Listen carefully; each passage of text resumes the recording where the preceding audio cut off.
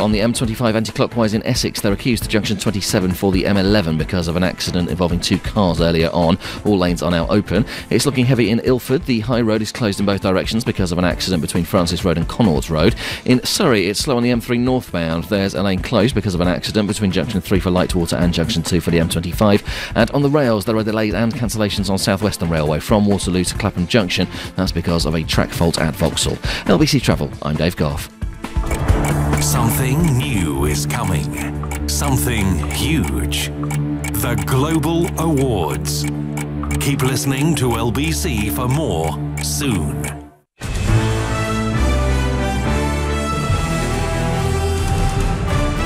This is LBC from Global, leading Britain's conversation with Nick Ferrari at breakfast. Good morning, it's 4 minutes after 9 on Wednesday, December the 13th, which means tomorrow it will be 6 months since the name of Grenfell Tower was to become indelibly marked in the psyche of the nation. 71 people, we now know, lost their lives in a horrific blaze. In the immediate aftermath, Kensington and Chelsea Borough Council did lay itself open to a series of criticisms after some fairly what can be described as bungles. The authorities not informing relatives of the whereabouts of their missing loved ones, not providing immediate supplies or manpower to those who needed them. As a result, the then leader of the council, Nicholas Paget-Brown, resigned after just 16 days, and Elizabeth Campbell came in to take over. Now, with the prospect of 111 households preparing to spend Christmas in a hotel room, that leader, Elizabeth Campbell, is here to take your calls and joins me now in the studio. Thank you for coming along, Councillor. How is the situation progressing? Well, I came into the job to help rebuild people's lives and to get people rehoused. But it's become increasingly complicated over the last few months. But as far as I'm concerned, I came in to do a job. I'm determined to do it.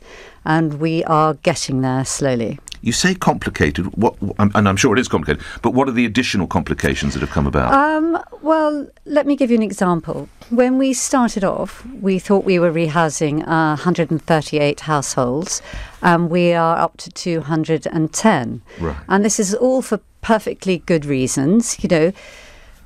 We all know relationships sometimes break down, and we also know that if you're living in a house or flat with 3 generations, and now you've got the opportunity for everyone to have their own flat, for Granny to have her own space, and your adult children to get their own space, you to get your own space, you will do that, and fair enough.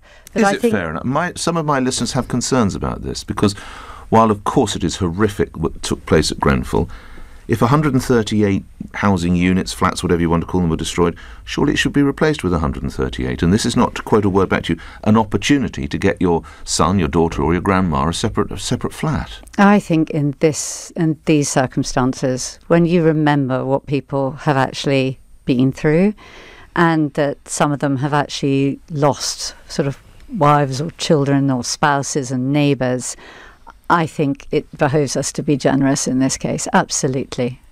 We talk about the 100 plus who will see Christmas in a hotel room, which is not a particularly thrilling prospect. Have they all has everyone caught up in this appalling tragedy had a housing offer of some sort? Yes, everybody who's in a hotel has had an offer of alternative accommodation, be it private rented sector, permanent home, or even a serviced apartment. And of the 138, do you have a number of how many have been successfully and effectively finally rehoused, for want of a better expression? Yeah, well, we have 45 people have already moved in, and about another 45, 50 have already have accepted offers of permanent accommodation. And have you set a deadline when you want it all resolved? Do you know, I don't think we can set a deadline. I think what we have to do is... The Prime Minister set a deadline, didn't she? What we've done is we've been buying flats and houses at the rate of 2 a day, about 2 a day. By Christmas, we will have 300, and then we'll stop. And then we'll say, right, now we've got overage, we've got a choice. So there'll be a choice for people to take, and then it will be up to them to decide where they want to live and move on. And for some people it'll be a bit slower, some people it'll be a bit faster. And for us it's about the individual, it's about the family, it's not about moving people from one side of a balance sheet to another so we can tick a box. Is it right that in some instances, I think you referred to relationships have unfortunately broken down, so what might have been a husband and wife, one unit, it becomes 2 units, is that correct? When is the deadline for that then? That is to say, if next year a couple who survived sadly have a marital breakup, again, that becomes 2 units instead of 1 for them, does it? Well, we will keep going. As I said, we will have 300 extra houses not extra, 300 by flats. Christmas, by units Christmas. or whatever we Units, call them. whatever you want to some call are flats, them. some are maisonettes. That's what Homes. makes it difficult. Homes, 300 homes. Okay. So, but that 300 includes the 45 already housed, does it? Yeah. So that leaves you 255 for 210 people or families or whatever. Exactly. Okay. We'll come more to that in just a moment. The idea is, of course, you're taking some calls. If you'd like to put your headphones on, Councillor, the first caller is David in Kensington High Street, and you're through to the Leader of the Council. David, good morning. David, no, he's gone, so we'll go to someone else. Miguel is in Kensington. Miguel, you're on the radio. Good morning, Miguel. Yeah, good morning. Hello, Miguel. You're through to Councillor Campbell. Do go ahead. Yeah, first of all, I want to ask her what she wants to... She mentioned a few times just to, to get our trust back. I mean, and can I ask her what she wants to do in the next few months to gain that trust? And because I think it's the services in the council, sometimes they are very slow, and they said this on our pace, but it's not. It's on the council pace. Okay, so what are you going to... just to clarify, did you live in or close to Grenfell, Miguel? No, I'm living in High Street, Kensington. You live in Kensington. Okay, stay on the line, so it is the local authority anyway. Trust is obviously all important. Are you winning back trust yet, Councillor, would you say? Well, again, I think we have to win back trust by our deeds, by our words. And I come back to the fact that we're rebuilding people's lives. You can only do that if you're back in your own home with your own front door. And we're going as fast as we can. We're spending huge amounts of money. It's not about the money, it's about the homes, but we're still spending 235 million. And then beyond that, I think it's a question of actually talking to people in the area, consulting with them, making sure that we understand what they want for the future, and then going with them to do that. Do you feel in any way this has been politicised, this tragedy? I really don't want to go there. I came in to do a job. I'm not really in here to play politics with this. I think it's far too serious for that. And I just want to get people housed. We've taken on an army of people. We're working 24 hours a day, 7 days a week. Yes. And that is our focus, not the politics. For many people would paint you and the Conservative Council as being part of these austerity measures, and that was what contributed to the tragedy. But if my sums are right, the Grenfell had undergone an £8.6 million refurbishment, which works out at £70,000 for each of the flats, which to me doesn't sound particularly austere. I think I want to be so careful about what I say about anything to do with the housing or that particular block of flats because of the inquiry, indeed. And I really don't want to prejudice it. Last line on this. Do you think austerity in any way was a contributory factor to what we witnessed 6 months ago tomorrow? I think that I can't talk about contributory factors, but I think even given the austerity measures, if I can talk more broadly, we still ran very good, in fact, outstanding services. So the services that I was in charge of, which was family and children's services, we were voted by Ofsted, judged by Ofsted to be outstanding and the best in the country. So I don't see how austerity played into that. Thank you, Miguel. Thank you, Elizabeth. You're also in Kensington, and you're through to your council leader. Elizabeth, good morning. Good morning. Hi. What's your question to Councillor Campbell? I'm part of a very large group of local social housing tenants, Councillor Campbell. I rent from a local housing association, but know loads of TMO tenants as well. And for a couple of years now, we've been trying to develop alternative community-run, community-led housing, which have really come against the blank. I wanted to respond to your reply about austerity because I agree that children and family services are great in our borough, but housing is appalling. So my question to you is, how can the council now ensure that we local people have genuine authority to have choice and make decisions about our housing and the housing of our children in the future? Councillor? I think it's a very good question, because I think people do want choice, and I understand from talking to people in the community, one of the things that they feel, I guess, quite resentful about, that they felt that all the projects in the past, that they were being done unto rather than going with. And I think my pledge is to work with people, to consult with people before we go ahead and do anything. So, for example, we'll be consulting really properly with the residents of the Lancaster West estate to make sure that when we refurbish, revive the estate, it's done in a way that they are completely on board with. And I think that's going to be one of the main tenets of my leadership going forward, that consultation, proper consultation, and talking to people to see what they want and what their choices are will be one of the main things.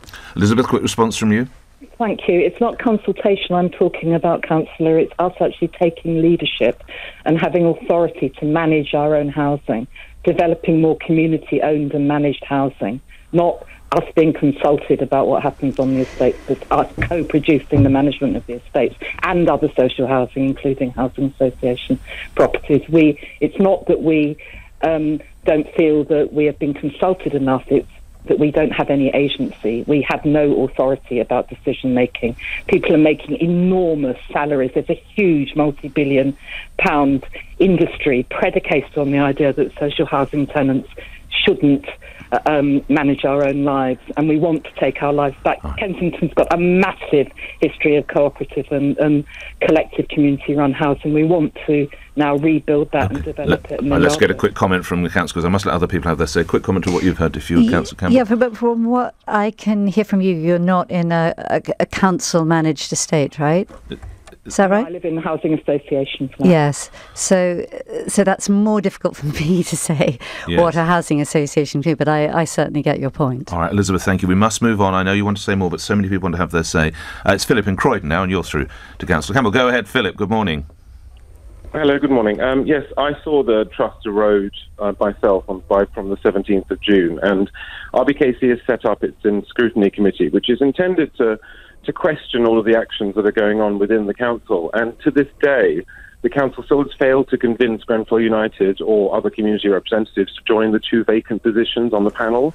I'm very keen to know what sort of engagement has the council done to specifically convince the community to join that scrutiny committee, because otherwise you've got councillors scrutinising their own officers. There needs to be more involvement with the community on the panel. So what's being done to convince them to join? Take us through the makeup of that panel, if you would, Councillor.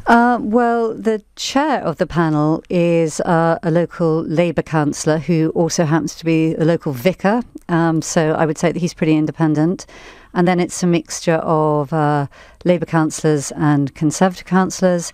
And we had 4 seats, as it were, 4 co-opted members. And I believe that one or two have been filled, but I understand that Grenfell United, although we asked whether they would like to be part of it, have decided for their own reasons that they don't wish to be. That doesn't mean to say that members of Grenfell United or members of survivors don't come to the scrutiny committee meetings and indeed really ask tricky questions, which are responded to. But isn't this effectively marking their own homework, then? I don't think that's fair enough. I think the scrutiny committee is, well, I suppose it is what it says on the tin. It is a committee which scrutinises the executive, but it's pretty independent, given that it's run by a local Labour councillor. Quick response from Philip.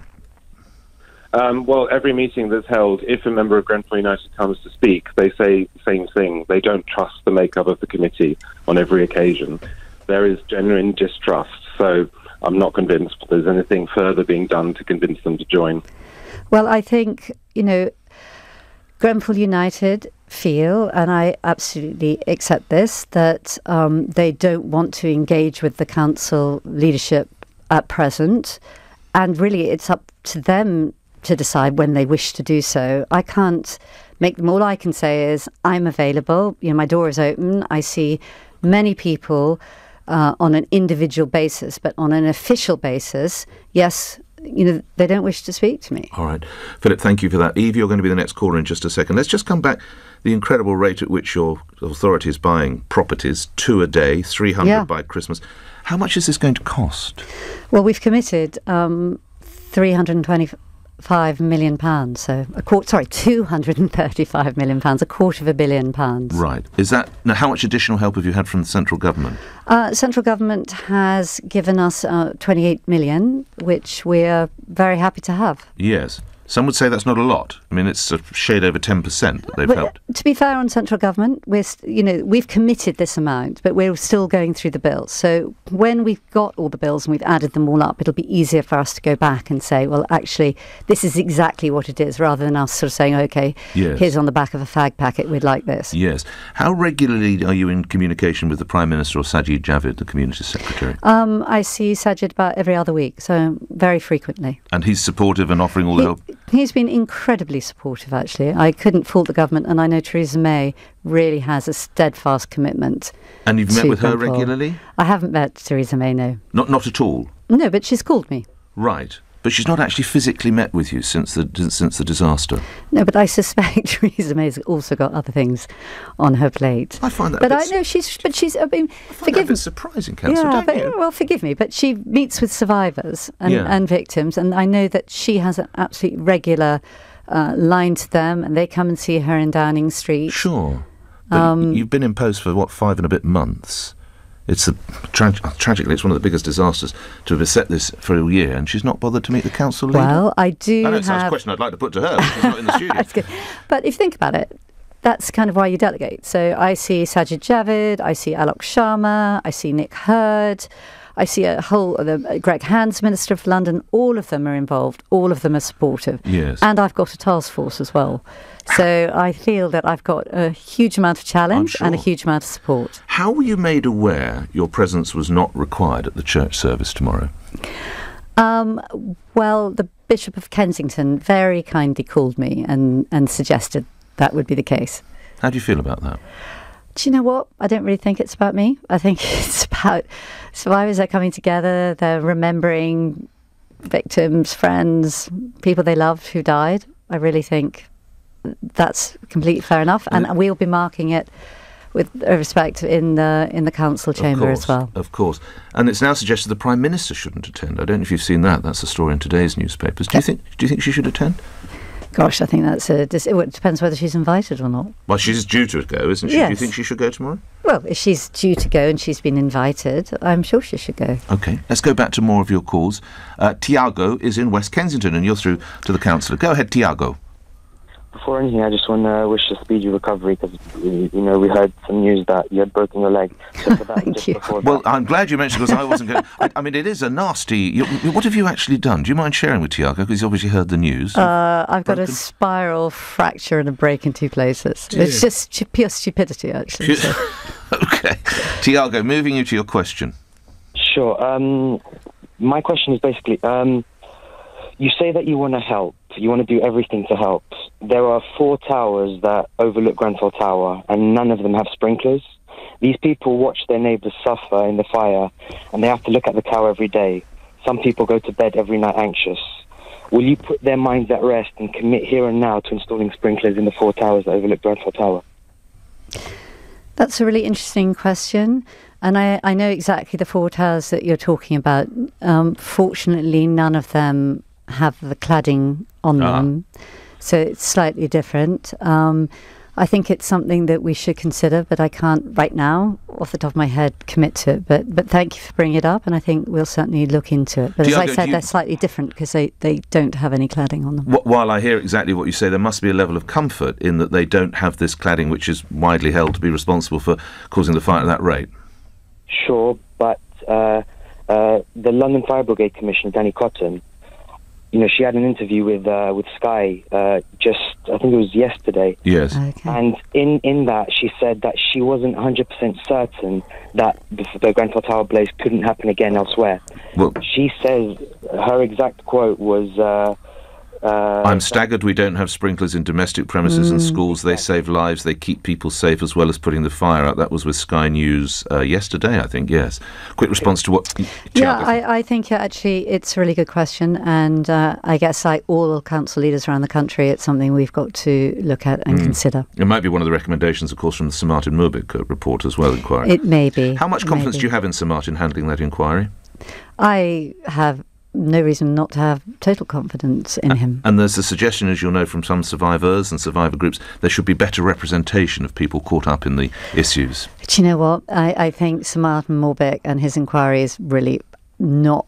It's something over which I have any influence. But do you think really there should be better survivor representation? I don't have the exact details of how he's building up his witnesses or his panels or whatever, so I don't really want to comment on that. Tiago, thank you. Jim's in Hammersmith and you're through to the council. Go ahead, Jim. Morning. Hello. Yeah, the question I have is about the number of people in hotels and why they're there. And isn't it really the case that they're there because they're refusing to take properties because they don't trust, or they feel that the place they're going to go to is going to be their final place? And isn't it a case that the council need to actually give an irrevocable kind of commitment, a written commitment, perhaps from council leader herself, to actually say, you know, until you are happy with your home, we will do this? Because it seems to me that a lot of this is covered with them not trusting. I mean, and they're there because they're refusing to take properties. Well, this is a good point, Jim. I just wonder, because you talked about trust. Is that true, that if I was one of these people and I moved to a temporary accommodation, I drop down the list? No, it's not true. But Jim's absolutely right in what he says, that we do have a problem with trust. So for some people, they're saying, well, because we're saying, you know, every single person in the hotel has the option of alternative accommodation, so they can be in a self-service flat or a privately rented flat. Their fear is, once they take a lower exactly. flat than what they might have enjoyed. And you're telling me now that wouldn't happen? No, that wouldn't happen. And they in get fact, assurance of that? Absolute 100% assurance. And in fact, I was talking to someone 2 weeks ago, and her mother was with me, and her mother was very distressed. And I said, can't your mother move into a temporary flat just so she's out of a hotel, so she can do her own cooking, do her own washing? And then it's easier to make these really big decisions about your permanent thing. And she said, no, she doesn't trust you. And I said, wow, well, that's something that is really tricky. But we have made every commitment. We've got legal commitments. We've said it. Yeah. Absolutely. But that's one group of people. But there's also another group of people in hotels where the picture is slightly happier in that they've accepted an offer and they don't want to move twice because we've exchanged on the flat, we're completing, we're getting the surveys done, getting the carpets down, getting everything painted. And they're saying, well, hold on a sec, if I'm moving at the end of January or early February, why do I want to move twice? Yes. So there's those decisions too. Yes, OK. Jim, final response from you before I move on to Eve, another caller. Well, I do think a lot of this is covered by the emotions they're going through in bereavement. Yes. I was just a bit concerned about the figures you quoted at the beginning of the show because they differ from the ones you've quoted elsewhere. You previously quoted that over 300 people households were now being created by this displacement. And now today you're saying about 210. So which is it? No, I said that we would be looking for homes for 300 people by Christmas. But at the moment, we have 210 households in total. Okay. So you're allowing a surplus? So we're allowing a surplus so that people have a choice. Exactly. We touched a little bit on the emotional turmoil in that call. Do you have to provide like counsellors at these hotels and things like that for folk? Yeah, we do. And in fact, round the clock? Round the clock. In hotels we have people round the clock downstairs at night, so that if you can't sleep, sometimes if you can't sleep or people have nightmares, they know that they can go downstairs and there's someone they can talk to. Yes. And I think even just the fact that there is somebody sometimes means that you think, oh, okay, because I know it's a sort of comfort. Is that a bit of a pull factor on not moving from the hotel? Because if I move from the hotel to a bed sit, I'm not going to have a fantastic counsellor downstairs if I haven't the nightmares, which I'm sure is part of No, it. because remember, we're also doing pretty much 24 wraparound care for other people as well. I mean, we've taken on 300 extra staff. Right. And we've got an army of people out there offering counselling, telephone lines, wraparound care, Right. therapy, etc. And that won't go away. Couple of questions on the emails, texts and tweets. Rachel in Bexley asks, what action will be taken against anybody who is found to have illegally sublet in Grenfell? Well, I think we're looking at all sorts of cases at the moment, and Will action be taken against them? Action be taken, yeah. There will, okay. And lastly, Wendy... Actually, I'm not sure action will be taken if somebody's sublet in Grenfell if they've been a victim. I think if they've been a victim themselves, not necessarily. I don't know. But if they were outside and they'd illegally sublet, then action would be taken against them. How much subletting has I don't think it's been a huge issue, actually. I think we know everyone how many was sublet? I don't know off the top of my head.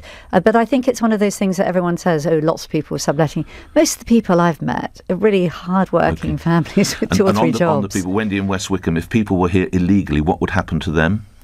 If people here illegally, I think the Home Office has given them right to remain for 6 months while they sort themselves out. So does that mean they need a house? Or they need an accommodation? And I don't think there are many people here illegally. I think, again, it's one of these rumours that the block was filled with people who are sort of all illegal immigrants, all busily subletting. That's not true. Most people, the absolute 99.9% are really decent people. Let's get one last question, if I can have you for an extra minute. Eve is in the area, North Kensington. Your final question then to the councillor. Eve, go ahead. Well, Elizabeth, I was just wondering about how much you're willing to disturb the local housing market, because I've heard the figures this morning about what you're spending to get how many houses, and it just seems obscene. We all know there's a problem of housing in Kensington, but the problem isn't a lack of available houses. It's that the housing market itself mitigates against anyone accessing those except the very, very rich. If you were willing to negotiate with the people that you talk to in government about using compulsory purchase orders in innovative ways in an emergency, or you were willing to look at change of use orders against empty buildings. I know of one empty building really near Grenfell Tower. It's an office building. It could house 50 families. There are development partners, including the HCA, waiting to develop that. But RBKC won't do a change of use order on that building that has been empty basically for months. Okay, let's let the council go close to time, but now answer if you would. Well, I think that I don't believe in compulsory purchase orders. I think that there are some empty homes around. We'll look at how we can sort of increase tax to discourage people, because we all want a community which is living and thriving. But meanwhile, we want to go out and get really good quality flats for people who have been through an absolute tragedy, and I'm not going to apologise for that. What's going to happen to the tower, councillor? Again, the tower is not under our aegis, but it will be for the community to decide what they want, whether they want to... It's going to stay there. It's not to be demolished, the actual tower. Yes, I believe it will be demolished, but that's a conversation that people have been having with people in the community, so I understand it will be demolished. It's obviously it can never be used again for housing anyway, can it? It certainly would never be. So it's what you do with the site, would not be used. It's what we would do with the site. And again, I really believe that is something that the council won't be part of. It will be up to the community and other people to decide what is the best memorial for those who they've loved who've died. But then the council would implement it. Obviously, it would fall to you then to build it or whatever it might be. And okay. And finally, you've copped a lot of criticism from many areas, not least your local MP, Emma Dent-Coad. Has she actually met with you? No, I've never met. I've met her previously because she was a councillor, but yes. I haven't since I've become council leader, apart from at the opening of the Notting Hill Carnival, but not privately. No. How helpful is her stance to what you're trying to achieve? Well, I think she is obviously trying to help in her own way. I think, of course, it would be more helpful if she was more like the Labour leader of the opposition, or many of my Labour councillors, who really you can put a cigarette paper between us and the way that we are trying to help people. All right. Can I wish you a pleasant Christmas? Can I wish you also a speedy recovery with your damaged leg? And thank you for coming to the studio. Elizabeth Campbell, leader of Kensington and Chelsea Council, appearing here on LBC, where news is next. The leader of Kensington and Chelsea Council has told LBC she's never had a meeting with the Prime Minister. Elizabeth Campbell has been leading the response to the Grenfell Tower fire 6 months ago. I haven't met Theresa May, no. Not at all? No, but